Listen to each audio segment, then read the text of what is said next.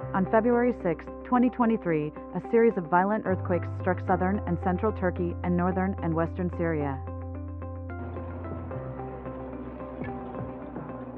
May God give more strength to the people of Syria and Turkey. Earthquakes are one of the most powerful and destructive forces of nature. But what causes these devastating earthquakes, and how can we prepare for them? Earthquakes are natural phenomenon caused by the movement of tectonic plates at plate boundaries. Remember this terminology, plate boundaries. Now let's understand, what are tectonic plates? Tectonic plates are large slabs of the Earth's surface that make up the Earth's crust which float on the rock below. The mantle is the layer of rock below the Earth's crust, and it is composed of hot semi-solid rock that moves in a circular motion. This movement pushes and pulls on the tectonic plates, causing them to move and interact with one another. Now come to the plate boundaries again. There are three main types of plate boundaries: divergent, convergent, and transform. At divergent boundaries, the plates move apart from one another and a new crust is created. At convergent boundaries, the plates move towards one another and one plate is forced beneath the other, a process known as subduction. At transform boundaries, the plates slide past one another.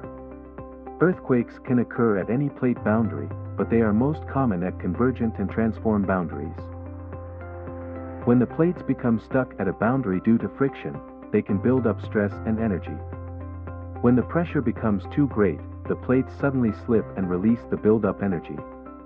This released energy causes earthquake, which transfers energy in terms of seismic waves that travel through the Earth's crust and cause the shaking that we feel. Two main types of seismic waves are primary P waves and secondary S waves. P waves are the fastest moving seismic waves. They travel through both solid and liquid materials.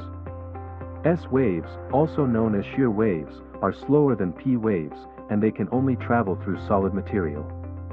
These are more dangerous for us, and this is the reason why generally earthquake comes in a series one by one.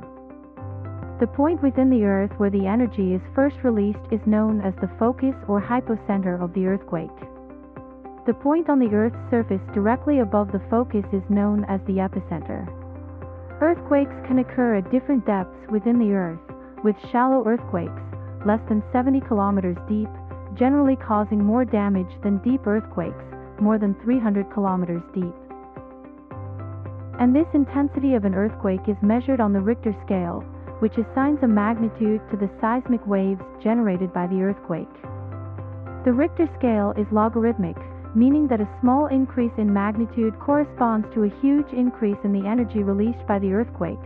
For example, an earthquake with a magnitude of 5 releases about 31 times more energy than an earthquake with a magnitude of 4. The potential danger posed by an earthquake depends on several factors, including the magnitude of the earthquake, its depth, the distance from the epicenter, and its proximity to populated areas. Large earthquakes can cause significant damage to buildings and infrastructure, leading to injury and loss of life. They can also trigger secondary hazards, such as tsunamis, landslides, and fires.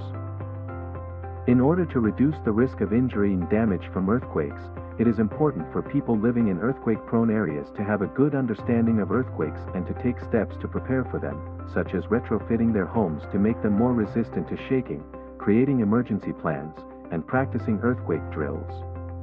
By being informed and prepared, we can help to reduce the impact of earthquakes and keep ourselves and our communities safe. Thank you for watching. If you enjoyed this video, please like, share, and subscribe to our channel. Stay curious.